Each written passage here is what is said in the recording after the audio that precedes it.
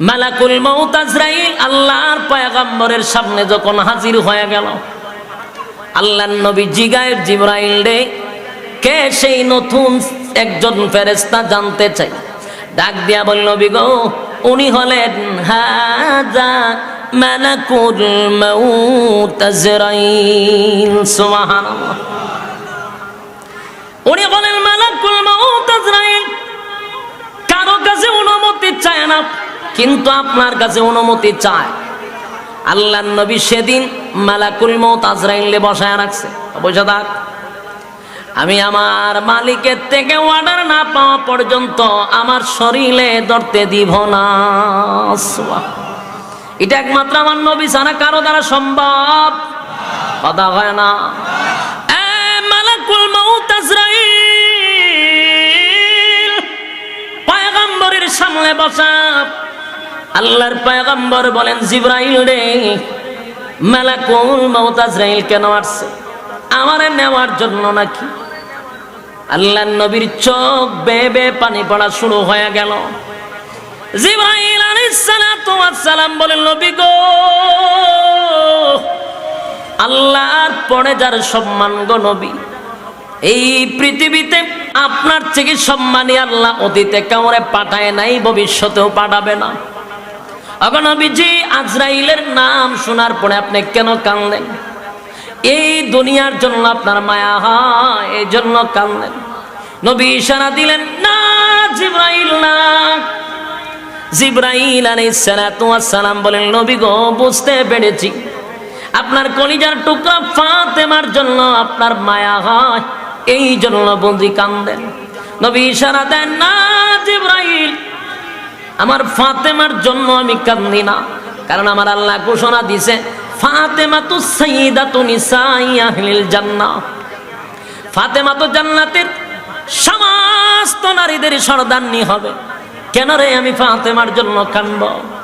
এবার জিবরাইল বলেন, নবী গো, বুঝতে পেরেছি, মনে হয় গো হাসাইন আর হুসাইনের জন্য আপনি কাঁদেন। আল্লাহর নবী বলেন, না রে জিবরাইল, আল হাসান ওয়াল হুসাইন সাইয়্যিদা শাবাবি আহলিল জান্নাহ। আল হাসাইন আর হুসাইন হবে জান্নাতের সমস্ত যুবকদের সর্দার। আমি কেন হাসাইনের জন্য কাঁদব? এবার নবী বলেন, জিবরাইল আলাইহিস সালাতু ওয়াস সালাম বলেন, হাবিব, আপনার চোখের পানি কেন পড়তেছিল? আপনি যদি চান গো নবী, এই পৃথিবীতে আপনি থাকতে পারবেন। আমার আল্লাহ বলে দিয়েছেন, আপনি নবী চাইলে আপনি থাকতে পারবেন, তবে রফিকে আলার কাছে যাওয়াটা সবচেয়ে বেশি উত্তম। আপনার মালিক আপনার জন্য অপেক্ষায় আছে। আল্লাহর নবী কাঁদেন, জিবরাইল রে, ফাতেমার জন্য আমি কাঁদি না, হাসাইন আর হুসাইনের জন্য আমি কাঁদি না। আমি যে কারণে কাঁদি, এই কারণটা হলো একমাত্র শুধুমাত্র আমার গুনাহগার উম্মতের জন্য। একটা জবান বন্ধ রাখবেন, আল্লাহু আকবার বলেন। এই আরো জোরে বলেন, আল্লাহু আকবার। এর যুবক ভাই, তোমার আমার নবীর কত মায়া। আজরাইলের সামনে, মালাকুল মউতের সামনে দুনিয়া থেকে যেদিন চিরবিদায় হয়ে যাবে, চিরবিদায় নিয়ে যাবে, স্ত্রীর জন্য কাঁদলেন না, সন্তানের জন্য কাঁদলেন না, নাতির জন্য কাঁদলেন না, কাঁদলেন শুধুমাত্র গুনাহগার উম্মতের জন্য। কত মায়া, নবীর কত মায়া গো, উম্মতের প্রতি নবীর কত মায়া ছিল। জিবরাইল বলে, নবী গো, তাই বুঝি? তে কেন কাঁদেন? উম্মতের কি সমস্যা? বলে, জিবরাইল শুন, আমার মালিক আমারে ঘোষণা দিছিল, যতদিন আমি নবী জমিনে থাকবো, আমার উম্মতরে আমার আল্লাহ গজব দিবে না। একসাথে গজব দিয়ে আল্লাহ ধ্বংস করবে না। অন্যান্য নবীদের মতো আমার উম্মতকে আল্লাহ একসাথে ধ্বংস করবে না। কিন্তু আমি যদি এখন চলে যাই রে, আমার উম্মত যদি গুনাহ করে কোনো নবী আসবে না, উম্মতের কাছে কোনো নবী আসবে না। উম্মত পথারা হইয়া গুনাহ করবে, আমার আল্লাহ রাগান্বিত হইয়া যদি অন্যান্য উম্মতের মতো আমার উম্মতকে ধ্বংস করে দেয়, সেই ব্যথায় ব্যতীত হইয়া আমি নবী কান্দি। নবীর চোখের পানি পড়তেছিল। যুবক ভাই, মালাকুল মউত আজরাইল কিন্তু বসা। একমাত্র মালাকুল মউত আজরাইল নবী ছাড়া কারো কাছে অনুমতি চায় নাই। এবার আল্লাহ ডাক দিয়া বলেন, জিবরাইল রে, আমার বন্ধুর কান্না আমি আল্লাহ বরদাস্ত করতে পারি না, আমি সহ্য করতে পারি না। আমার বন্ধুর কান্না বরদাস্ত করতে পারি না। বন্ধুরে সুসংবাদ জানায়া দে, বন্ধুর কানে কানে খবর পৌঁছায়া দে। এতদিন আমার বন্ধু দুনিয়ায় উম্মতের জিম্মাদার ছিল, আজকে বন্ধু রফিকে আলার কাছে চলে আসবে, বন্ধু বন্ধুর কাছে আসবে। আমি বন্ধুরে বিদায়ের সময় চোখের পানি দেখতে চাই না। আমি আল্লাহ অর্ডার দিলাম, ঘোষণা দিয়া দিলাম, আমার বন্ধু বিদায় হওয়ার পরে কিয়ামত পর্যন্ত আমি আল্লাহ বন্ধুর উম্মতের জিম্মাদার হয়ে গেলাম। একটা জবান বন্ধ রাখবেন না, আল্লাহু আকবার। আরো জোরে বলেন আল্লাহু আকবার, আরো জোরে বলেন আল্লাহু আকবার। আমার নবীর কত মায়া, এ চান্দিনাবাসী শুনে রাখেন, আমার নবীর সেই আবদারের কারণে আজকে জমিনের মধ্যে আল্লাহর বিরোধিতা করার পরও টাটা পড়ে না, গুনাহ করার পর আল্লাহ ধ্বংস করে না। নবীর মায়ার কারণে আমরা বেঁচে গেলাম। না হয় জাগাত মেরা বলাই দিত, কিন্তু নবী না দোয়া করছে, আমার উম্মতরে আপনি ধ্বংস কইরেন না। সেই কারণে আজকে আমরা গুনাহ করার পরও কিন্তু আমাদেরকে ধ্বংস করা হয় না। এটা একমাত্র নবীর অবদান। আল্লাহর পয়গম্বর আল্লাহর কাছে এটা ছায়া নিছে, আমার উম্মতরা আপনি একসাথে ধ্বংস কইরেন না। যুবক ভাইরা আমার, যেই কথাটা বলতেছিলাম, এই মালাকুল মউত আজরাইল এমন একজন ফেরেশতা, কারো কাছে অনুমতি চায় না। এবার নবী মুস্কি হাসি দিয়া বললেন, জিবরাইল রে, আমার আর কোনো দুঃখ নাই, আমার কোনো দুঃখ নাই। আমার উম্মতের জিম্মাদার যেহেতু আমার আল্লাহ নিজেই হয়ে গেল, আমার আর কোনো কষ্ট নাই। এবার মালাকুল মউত আজরাইল আমার রূহ নিতে পারে। মালাকুল মউত আজরাইল আল্লাহর পয়গম্বরের বুক বরাবর সিনার উপরে যখন হাতটা রাখলো, আল্লাহর নবী বলেন, যেই মাত্র মালাকুল মউত আজরাইল নবীর সিনার উপরে হাতটা রাখলো, সিনা মোবারকের উপর, আল্লাহর নবী বলেন, আরে মালাকুল মউত আজরাইল কি রাখলে আমার বুকের উপরে? নবী গো, আমার হাতটা রাখছি। আল্লাহর নবী বলেন, না, আমি মনে করেছি উহুদ পাহাড় আমার বুকে রেখে দিয়েছিস। যুবক ভাই, বালিশের সঙ্গে একটু মাথা লাগাইয়া আপনি ঘুমানোর সময় চিন্তা করবেন, আল্লাহর পরে যার সম্মান, সমস্ত নবীকুলের সম্রাট, নবীদের নবী, রাসূলদের রাসূল, কিয়ামতের ময়দানে যিনি সুপারিশকারী হবেন, আমার নবীর আগে কোন নবী জান্নাতে প্রবেশ করতে পারবে না। আমার নবীর উম্মতের আগে কোন নবীর উম্মত জান্নাতে প্রবেশ করতে পারবে না। এত পাওয়ারফুল একজন নবী, দুনু জাহানের বাদশাহ জিনাকে বানায়া দিলেন। সেই নবী মালাকুল মউত আজরাইলকে বলেন, আমি বুঝতেছি উহুদ পাহাড়টা আমার সিনার মধ্যে রেখে দিলি। আম্মা জান আয়েশা বলেন, আমি একবার হাবিবে কিবরিয়ার দিকে তাকাইলাম, আমি তাকায়া দেখি নবীর প্রত্যেকটা পশম মুবারক থেকে গা মুবারক বাহির হয়ে গেছে। নবী পাগুলি একবার সোজা করে, আর একবার নবী পাগুলি গুছাচ্ছিলেন। বোঝা যাচ্ছিল নবী যেন চারটা চারটি শুরু করছে, নবী যেন শ্বাস পালাইতে কষ্ট হয়, এত চাপ বুকের মধ্যে। জানে না বানাইলে আল্লাহ সুন্দর করতো না, পৃথিবীটা এত সুন্দর করে সাজাইতো না। বন্ধুর জন্য আল্লাহ দুরজাহানের বাদশা বানাইছে। সেই পয়গম্বরের বুকের উপরে মালাকুল মউত আজরাইলের হাত রাখার পরে নবী যদি বলে উহুদ পাহাড়ের মতো এত কষ্ট আমার কেন লাগতেছে, মালাকুল মউত আজরাইল বল আমার উম্মতের সাথে কেমন আচরণ করবি? আমি নবীর যদি এত কষ্ট হয় রে, আমার উম্মতের কেমন হবে? মালাকুল মউত আজরাইল বলে নবী গো,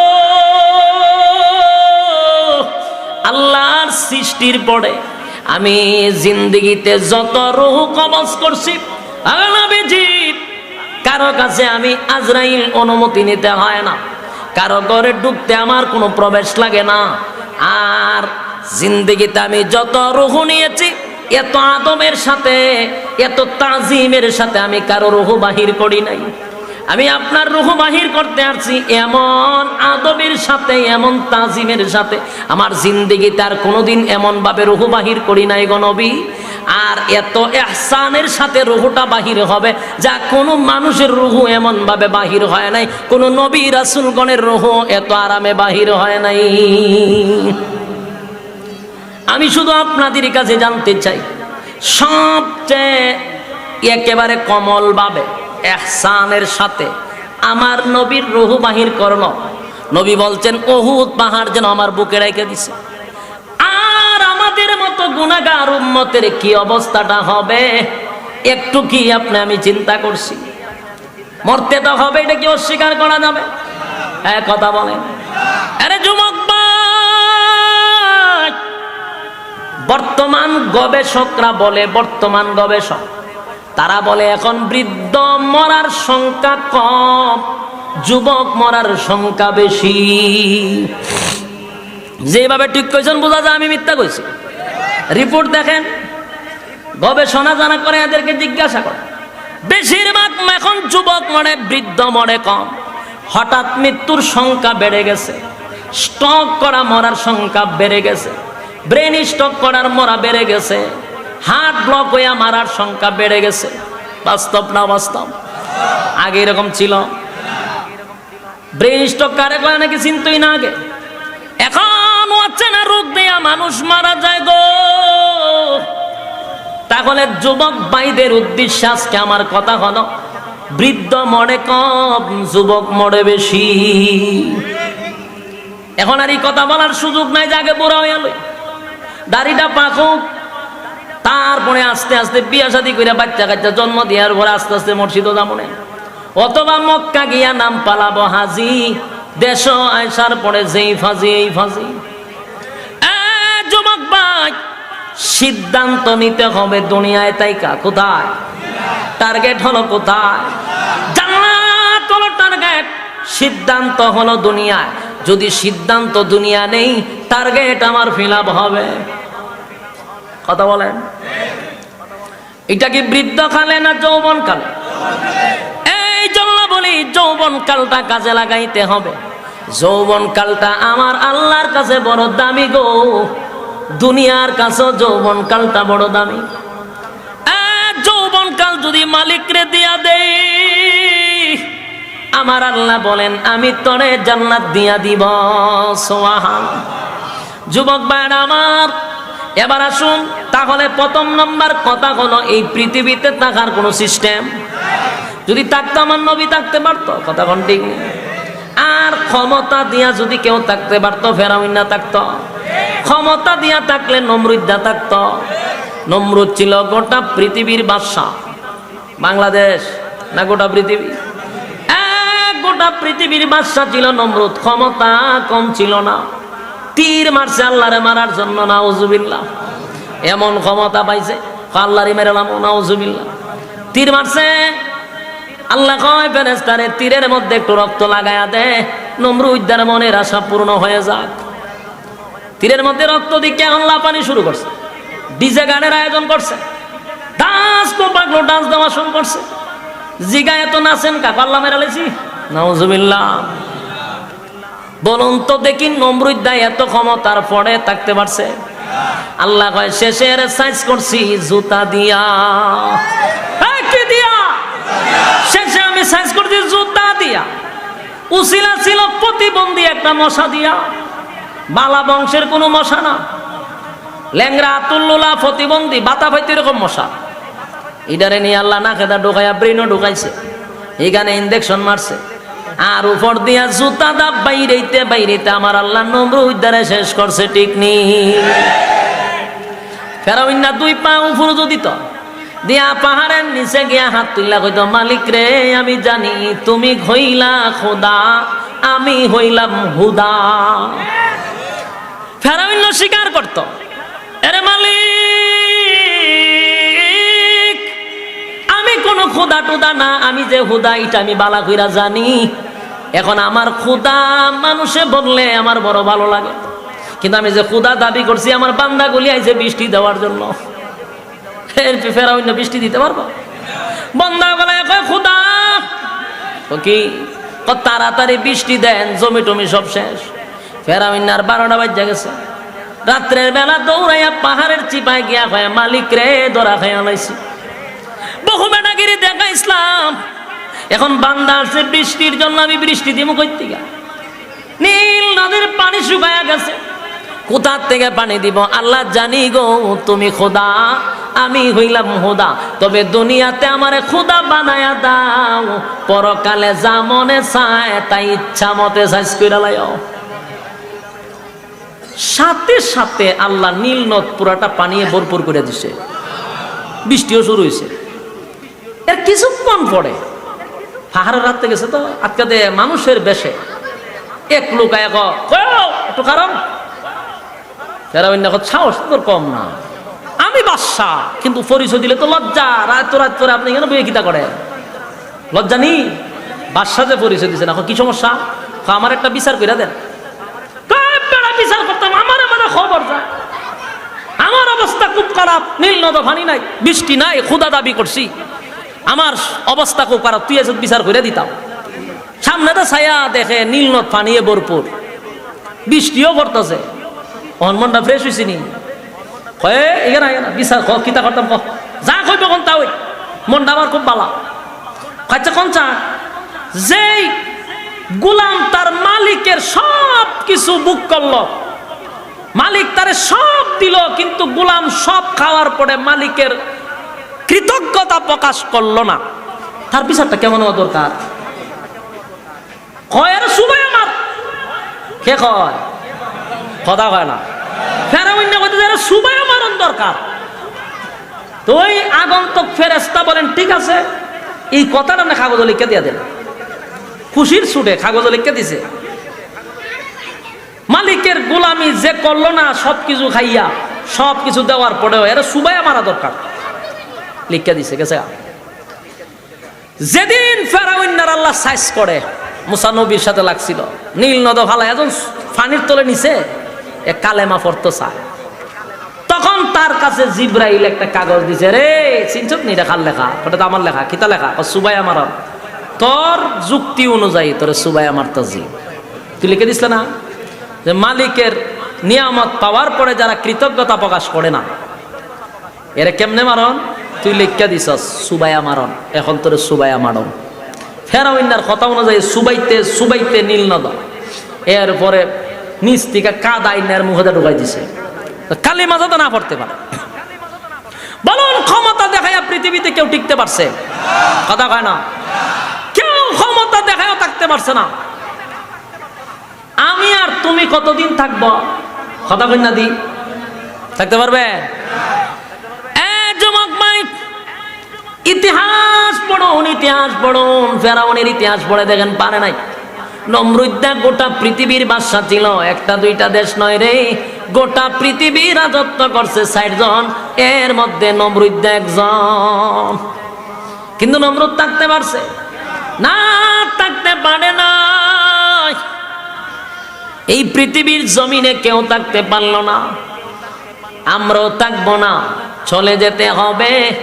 কিন্তু প্রশ্ন হলো, যাব কুত্তাও মরে, বিলায়া মরে, আমিও মরলাম, ওইলনি না?